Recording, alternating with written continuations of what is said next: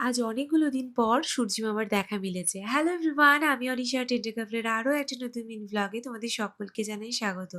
প্রভু বাড়ি আসার পর থেকে জানি না কি হয়েছে, প্রত্যেকদিন সকালবেলায় উঠে মন চায় যে পুজোটা নিজেই করি, আর কোনো কিছু খাওয়ার আগেই করি। মনে হয় আগে প্রভুকে ভোগ নিবেদন করে বা প্রসাদ দিয়ে তারপরেই নিজের কিছু খাবার খেতে ইচ্ছে করে। সকাল থেকে উঠে জানো দেশপ্রিয়কে অফিস পাঠানোর জন্য রান্নাবান্না থাকে। হ্যাঁ, আমি সেগুলো সব সেরে নিয়ে তারপর পুজো করে তারপরেই কিছু খাই। কারণ আমার ইচ্ছে করে না।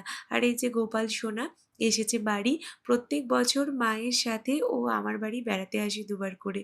যাই হোক, প্রভুর চরণ মুছিয়ে দিলাম, কারণ প্রত্যেকদিন সত্যি কথা বলতে স্নান করানোটা পসিবল হয় না।